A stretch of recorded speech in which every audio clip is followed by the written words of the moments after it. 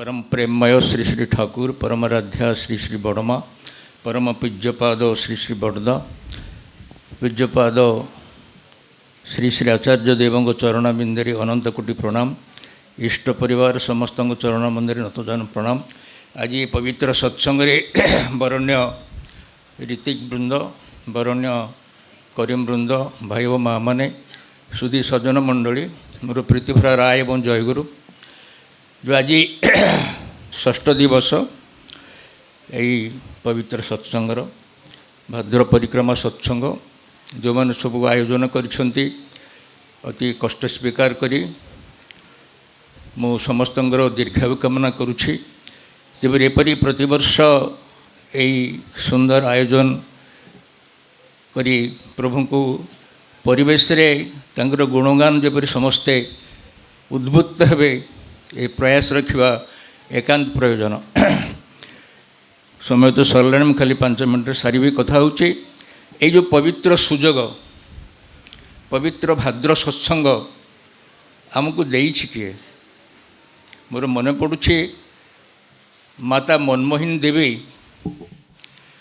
जितेबाला छोट शिशु होते मोटे बयस 6 वर्ष तांकर पितृदेव रामेन्द्र नारायण से जड़े जमींदार थिले एवं पितामही एवं से राधाकृष्ण को से पूजा अर्चना करुले। यही मनमोहन देवी 6 वर्ष रे उद्बुद्ध होकर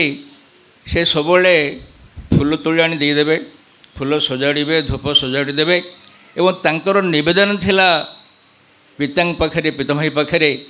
जे मुझे पूजा अर्चना करती से परिप्रेक्षी रे से माने कहउछंती माँ रे तू छोट छुआ तू पूजा अर्चना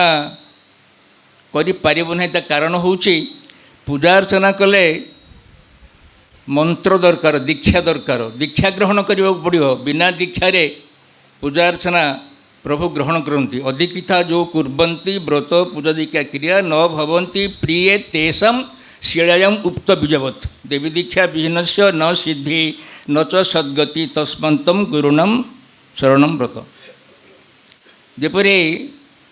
अधिक्षित दीक्षा ग्रहण न करी जपरी शिला पत्थर उपरे उत्कृष्ट विहन बपन कले से वृक्ष रूपांतरित तो हुए ना चिंतार पड़गले छोट शिशु मनमोहन देवी कहले मु कौन करूँ आप बतई दिंतु आर सूत्र कौन आर धारा कौन मु कौन कले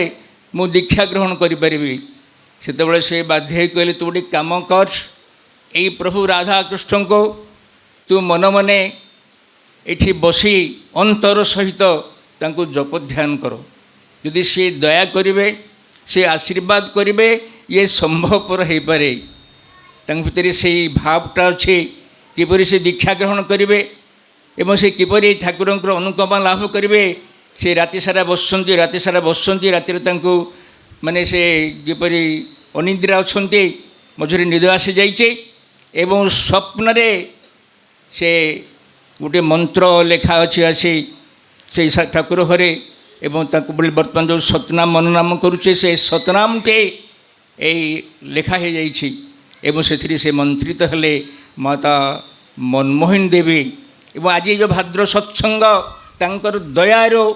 एवं ठाकुरंकर आशीर्वाद ये संभवपर होइछि। पूज्यपाद दादा जो आचार्य थिले सेतेबेले से दयाकरी कहले यही सत्संगटा ठाकुर जन्मास जेपरी मास सारा परिपालन करा जाए एवं तांको दया तांको आशीर्वाद रे ये संभवपर होइछि। तेणु आम समस्ते अंतत पक्षे यही जो पवित्र भाद्र सत्संग जहाँ बर्तमान केवल जे ये पालन होना ओडिशा नुह समग्र विश्व में परिपालित होउछि उद्देश्य हूँ ठाकुर जो कहले the mission is nothing but to build up good human being एवं ठाकुर से कथा ठाकुर ये मनुष्य को किपरि सुनियंत्रित करा तार चरित्र को नियंत्रण करे ठाकुर से कथा कहले समस्ते मनुष्य अवश्य स्त्री हो पारती पुरुष हो पारती कि समस्तंकर चिंताधारा ठीक नहीं तदुपलक्षे आम समस्ते तांकरे संतंत्र मंत्रित हुए ये जो सदीक्षा ग्रहण करिचे प्रति द्वार द्वार बोले तार जो पवित्र सतनाम जहाँकि तार महान शक्ति अच्छी तेज शक्ति सारा विश्वर अच्छी केवल गोटे शक्ति हूँ ये पवित्र सतनाम जो आम समस्ते भाग्यवान आम तांकर शरणापन्न होचे तांकर सदीक्षा ग्रहण करिछे आम प्रति द्वार द्वार बोली तांकर ये पवित्र सतनाम जपरी ठाकुर थे थिले कलकत्ता रे एवं से मन मन कहते ए विश्व अच्छी जते माने नगरादि ग्राम सर्वत्र प्रचार हम ये सतनाम जन थे केशव बोलिक दास बोलिक एवं से तोड़े BLLB से ठाकुर को अंडर एस्टिमेट करुले ठाकुर तो मैट्रिक पास करना कहले थक थक शुणु आपन कौन भावुं कि हिमायतपुर कौटे विश्व कौटे ये सबू नगर में ना प्रचारित हम ठाकुर टे चमकीगले टे भय पाईगले कहले शोन जखन आमार मुखे परम पिता बोलछे हबे हबे हबे देखो हिमायतपुर कौटे ये कोलथिया कौटे बर्तमान सारा विश्व रे तांकर नाम प्रचार चलछि आसतु बर्तमान मु समस्त धन्यवाद देवे एवं समस्त भी आशीर्वाद पुष्ट होते जो उद्योक्ता से दीर्घायु हूँ शतायु हूँ बर्तमान संवेद कंठे जयराज करी ध्वनि दे सत्संग सत्संग करा जाऊ जय गुरु।